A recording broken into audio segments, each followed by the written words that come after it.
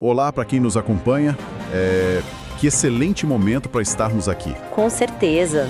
E antes de iniciarmos nossa análise de hoje, não se esqueça de curtir, se inscrever e ativar as notificações aqui no canal Mergulho Profundo, jornal Alfredo Wagner Online, para não perder nenhum dos nossos resumos aprofundados. Isso aí é fundamental para o canal. A nossa missão hoje é fazer uma daquelas viagens incríveis de ponta a ponta na realidade que nos cerca. Vamos desbravar um panorama bem vasto. E bota vasto nisso. Pois é. Vai desde a altíssima tensão geopolítica global e ameaças nucleares, até os impactos diretos da economia na mesa de jantar. Vamos passar por crises agrícolas que machucam o interior, entender as engrenagens da política e até descobrir como a bagunça de fios no escritório está, destruindo a produtividade. Certo, vamos desempacotar isso. Exato. É fundamental entender como as imensas decisões macroeconômicas ou os movimentos bruscos no tabuleiro diplomático acabam se traduzindo, no fim do dia, em mudanças concretas no interior de Santa Catarina e na rotina de quem consome essas informações. A realidade não acontece em caixas isoladas, né? De jeito nenhum.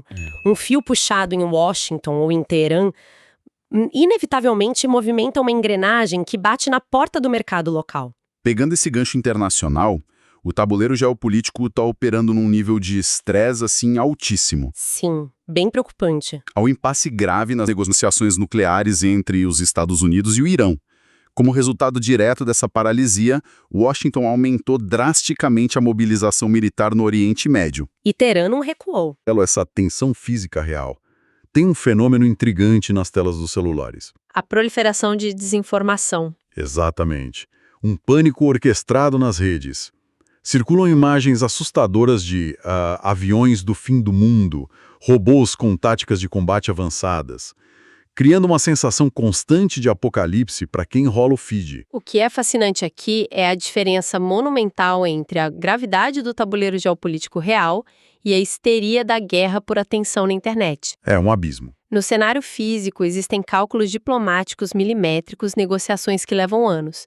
É um ambiente tenso, claro, mas obedece a uma lógica de Estado. Já no digital? No ecossistema digital, o único objetivo é o engajamento imediato, custe o que custar. O sensacionalismo pega imagens descontextualizadas e fabrica uma urgência artificial. O cérebro humano evoluiu para reagir a ameaças, e os algoritmos exploram esse exato gatilho. Convertendo pura ansiedade em lucro através de cliques. Exatamente. E enquanto as fronteiras militares parecem estar se fechando, as fronteiras para os negócios estão passando por uma mutação bem interessante. A questão da cidadania, certo? Isso. A dupla cidadania, especialmente a europeia, virou uma chave mestra para empresários brasileiros. Está servindo como trampolim para buscar o visto americano EB2, voltado para profissionais qualificados. E um detalhe mudou o jogo recentemente. A atualização das regras pelo governo americano? Sim, permitindo o chamado ajuste de status simultâneo. Mas espera aí, para quem não respira essas regras de imigração o dia todo, o que significa na prática esse ajuste simultâneo? Pense nisso como estar numa rodovia expressa. Antigamente, para mudar de categoria de visto, a pessoa muitas vezes precisava pegar uma saída, sair do país, processar a papelada num consulado e depois tentar entrar de novo na rodovia. Bem burocrático. Muito. O ajuste simultâneo permite que o profissional mude de faixa sem precisar sair da pista. Ele aplica para a residência e ajusta o status legal estando já dentro dos Estados Unidos. O que acelera a vida de investidores de forma absurda. É a geopolítica servindo como um mapa de mobilidade para quem tem os recursos certos. E falando na dinâmica dos Estados Unidos, o discurso do State of the Union, feito por Donald Trump, demonstra que esse evento deixou de ser um mero protocolo de prestação de contas. Virou algo muito maior. Funciona hoje como um manifesto de identidade e um termômetro financeiro afiado para medir o humor da classe média americana. Lembrando sempre que estamos apenas relatando a análise do artigo sobre esse discurso. E essa é uma leitura atenta de como o poder funciona hoje.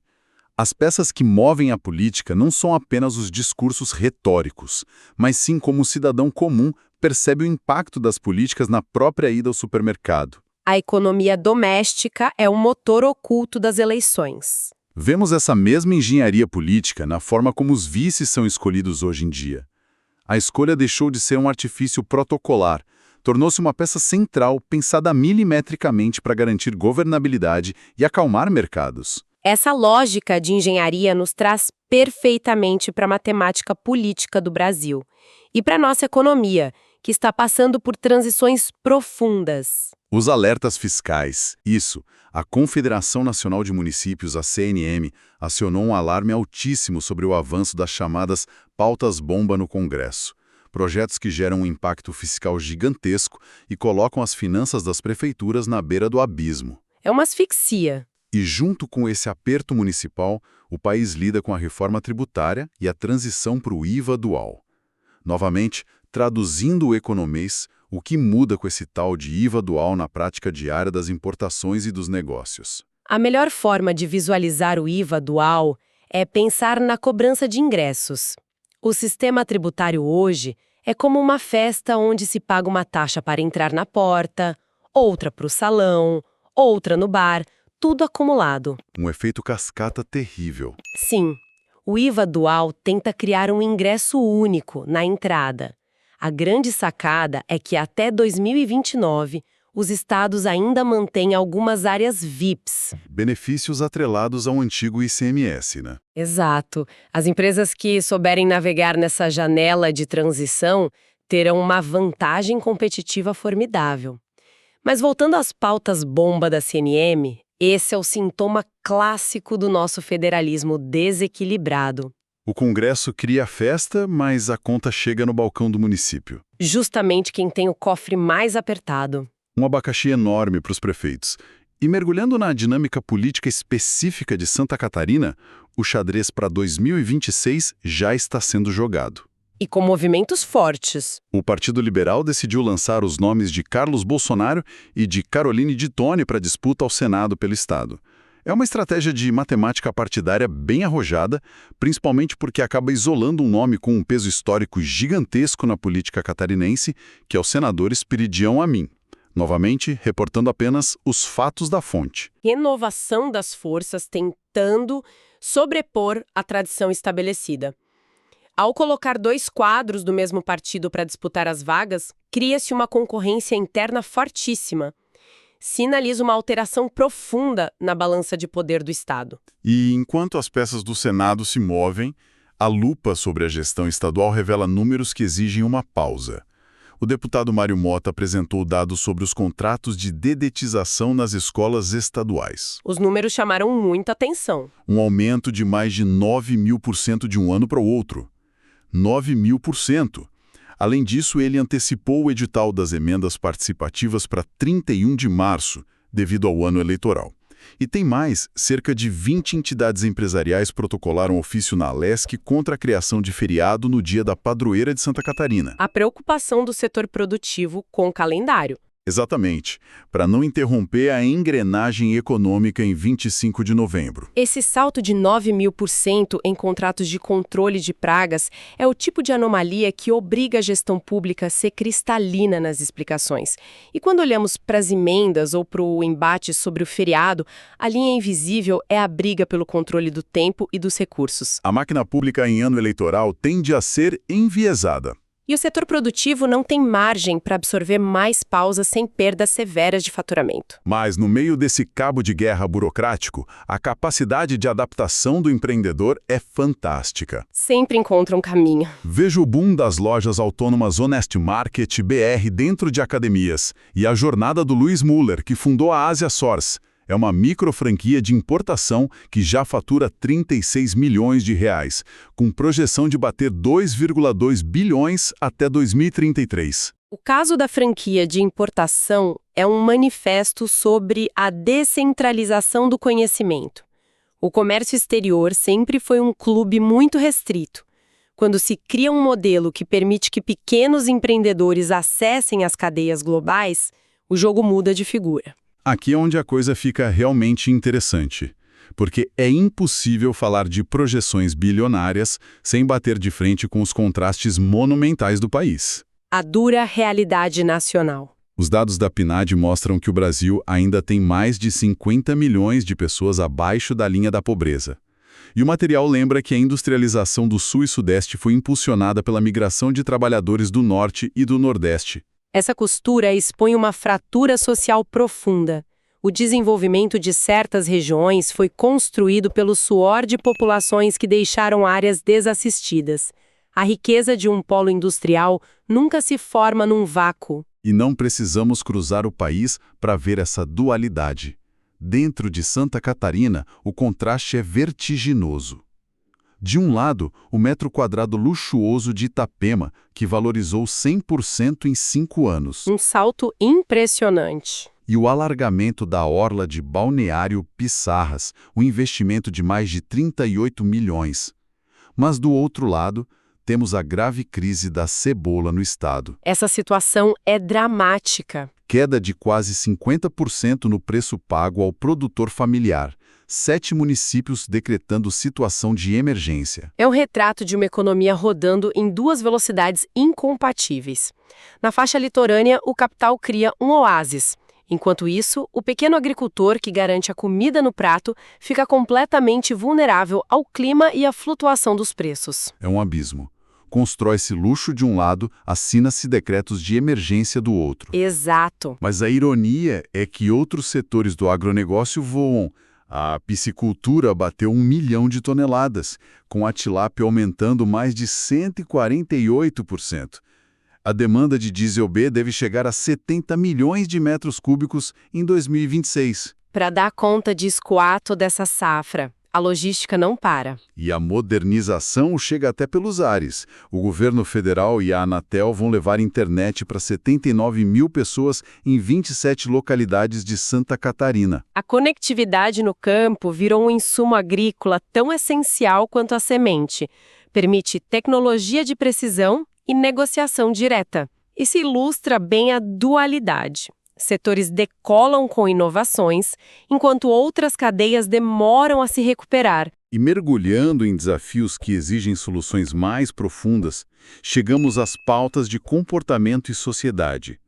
O artigo de Bruno Souza sobre o crack argumenta que apenas dar emprego não cura a dependência de pessoas em situação de rua. Exige políticas muito mais profundas, integradas. Em contraponto às soluções simplistas, temos a Medulloblastoma Initiative, de Fernando Goldstein. Um modelo filantrópico que busca curas para tumores cerebrais infantis raros que são ignorados pela indústria farmacêutica. É a chamada filantropia de risco, preenchendo o vazio deixado pelo mercado. A ciência colaborativa salva vidas quando o incentivo primário passa a ser a cura, não o lucro trimestral. E, mudando do macro para o nosso ambiente diário, as fontes abordaram como a bagunça, aquelas pilhas de papéis e fios embolados funcionam como ruído constante para o cérebro, reduzindo a produtividade. Se conectarmos isso ao panorama geral, a organização não é um capricho estético. É um reflexo da nossa necessidade de ordem no mundo caótico. O ambiente físico atua como uma extensão do nosso estado mental. E essa falta de ordem escala para tragédias urbanas.